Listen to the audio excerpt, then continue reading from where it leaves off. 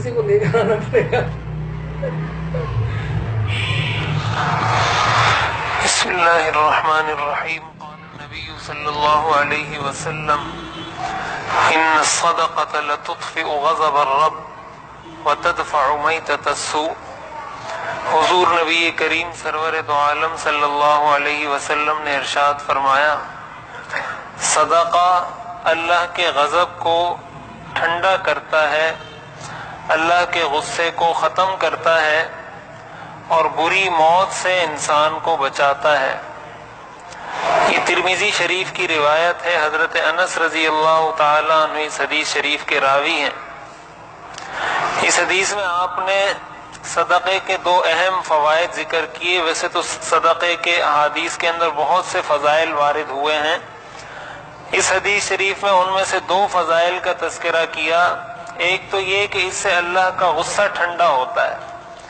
اللہ کا غضب، اللہ کے غضب کی آگ کو انسان بجھا سکتا ہے. اپنے گناہوں گویا کہ اللہ کو غضبناک کرنے، جب اس کے مقابلے میں انسان راضی کرنے تعالیٰ ایسے شخص پر عام انسان اللہ کی راہ میں کچھ دیتا ہے، اس کو صدقہ کہا جاتا ہے، جس کو ہم لوگ صدقہ بھی کہتے ہیں، خیرات بھی کہتے ہیں.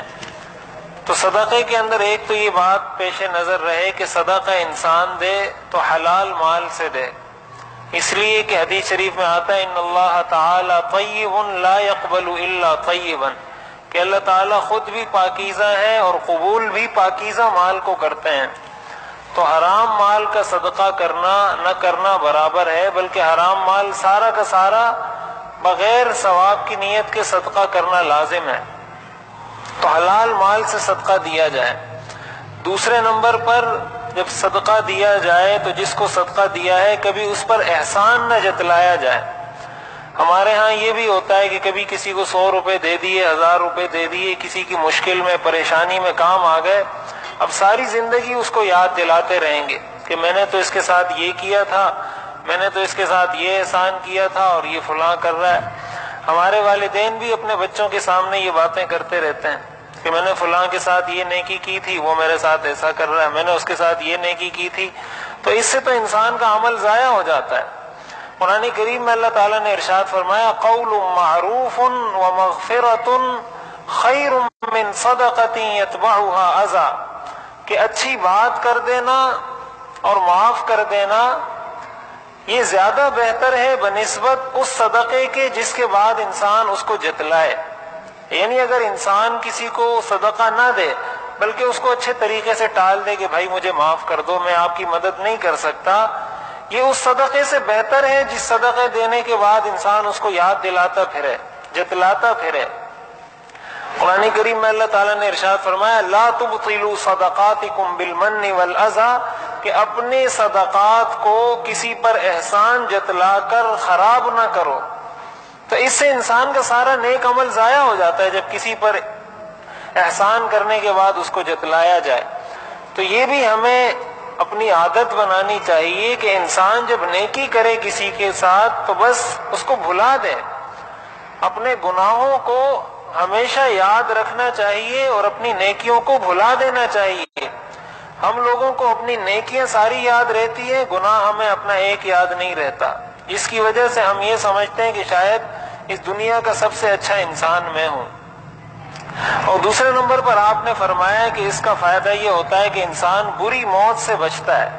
بری موت کا مطلب یہ ہے کہ حادثاتی موت، ایکسیڈنٹ میں مر جانا، اچانک موت کا آ جانا، کسی حادثے میں موت کا شکار ہو جانا. حضور علیہ الصلوۃ والسلام نے حادثاتی موت سے پناہ مانگی ہے.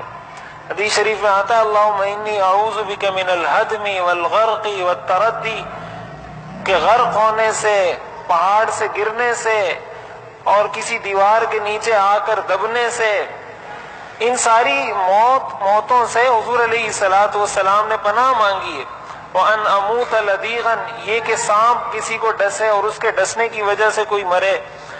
تو ان ساری اموات سے حضور علیہ الصلوۃ والسلام نے پناہ مانگی ہے. اس کی بنیادی وجہ یہ ہے کہ جب انسان کو اچانک موت آتی ہے تو نہ جانے اس کو کس حال میں موت آئی، اس کی زبان پر کیا الفاظ تھے، اس کے دل میں کیا ارادے تھے، وہ کیا کرنا چاہتا تھا، کس حالت میں اس کو موت آئی. آیا وہ حالت اس کے لیے بہتر تھی یا نہیں؟ کبھی کبھی انسان بالکل عین موت کے وقت شیطان جو ہے انسان کو گمراہ کر دیتا ہے، مرتے مرتے اس کی زبان سے کلمہ کفر نکل جاتا ہے۔ اس لیے آپ نے حادثاتی موت سے پناہ مانگی ہے۔ تو صدقہ کرنا اس کا بہت بڑا فائدہ یہ ہوتا ہے کہ گویا اس کے ذریعے حضور علیہ الصلوۃ والسلام نے اچھے خاتمے کی بشارت دے دی کہ کوئی اگر یہ چاہتا ہے کہ میرا خاتمہ اچھا ہو تو اس کو اپنی عادت بنانی چاہیے کہ صدقہ دے۔ اور صدقہ دیتے وقت بھی یہ ضروری نہیں کہ انسان کوئی بہت زیادہ پیسے صدقہ کرے۔ حدیث شریف میں آتا ہے سبق درہم مئۃ الف درہم، کہ ایک درہم 1,00,000 درہم پر سبقت لے جاتا ہے۔ صحابہ نے پوچھا یہ کیسے؟ آپ نے فرمایا ایک شخص کے پاس بہت زیادہ مال ہے، وہ اس میں سے 1,00,000 درہم صدقہ کرتا ہے، اور ایک شخص کے پاس کل 2 درہم ہیں، ان میں سے وہ 1 درہم خرچ کرتا ہے، تو یہ 1 درہم خرچ کرنے والے کا ثواب 1,00,000 درہم خرچ کرنے والے کے ثواب سے زیادہ ہے۔ تو ہم لوگ بسا اوقات یہ سوچتے ہیں کہ میرے پاس تو اپنے خرچے کے پیسے نہیں، میری ضروریات پوری نہیں ہو رہی، تو بھائی 10 روپے تو کوئی صدقہ کر سکتا ہے نا، 20 روپے تو کر سکتا ہے، 30 روپے تو کر سکتا ہے، اپنی استطاعت کے مطابق 1 روپیہ تو صدقہ کر سکتا ہے کوئی، یا نہیں کر سکتا؟ تو جو انسان کے بس میں ہو اپنے معمول میں اس کو شامل کرنا چاہیے۔ علماء نے لکھا ہے کہ اپنی آمدنی میں سے کوئی خاص ریشو طے کر لینا چاہیے کہ میری آمدنی ہے اس کا میں 10%، 5%، 1%، 2% ہمیشہ صدقہ کروں گا۔ اس کا فائدہ یہ ہوگا کہ انسان ایک تو بہت ساری مصیبتیں ٹلتی رہیں گی، دوسرا اس کے لیے گویا حسن خاتمہ کی بشارت ہو جائے گی۔ اور یہ چیز اپنے بچوں کو سکھانی چاہیے۔ بچوں کو کبھی آدمی پیسے دے کہ بھائی یہ پیسے فلاں کو جا کر دے دو، فلاں کو یہ صدقہ دے دو، فلاں کے ساتھ یہ نیکی کرو، تاکہ بچوں کی عادت پڑے، بچوں کو اس چیز کی عادت ہو کہ وہ بھی صدقہ کریں۔ ہم لوگ بسا اوقات یہ سمجھتے ہیں کہ شاید ہم نماز پڑھ رہے ہیں، روزہ رکھ رہے ہیں، بس یہ ساری جو عبادات کر رہے ہیں اسی سے ہم اللہ کو راضی کر لیں گے۔ تو ظاہر ہے یہ ساری چیزیں بھی دین کا حصہ ہیں، لیکن یہاں پر جہاں ان چیزوں کے اثرات ہیں وہاں صدقے کے اپنے اثرات ہیں۔ تو مستحق کو، جو آپ کا رشتہ دار ہے، جس کو آپ سمجھتے ہیں زیادہ مستحق ہے، اس کے ساتھ تعاون کریں۔ اور یہ ایک بات بھی سامنے پیش نظر رکھنی چاہیے کہ ہم لوگ شوشا کے چکر میں مارے جاتے ہیں۔ اگر کسی نے صدقہ کرنا بھی ہے تو وہ 3 دیگیں منگوا کر لوگوں کو بلائے گا تاکہ میں صدقہ کروں، خیرات کروں، لوگوں کو پتہ چلے کہ اس نے صدقہ خیرات کیا ہے۔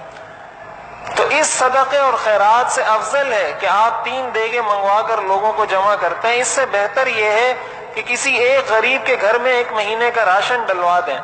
اس کے اگر بجلی کا، گیس کا بل آیا ہوا ہے وہ ادا نہیں کر سکتا، اس کو وہ بل ادا کروا دیں۔ تو کسی کو اس چیز کی پڑی ہوتی ہے کہ میں بکرا صدقہ کروں، کسی کو اس چیز کی پڑی ہوتی ہے کہ میں دیگے چڑھاؤں۔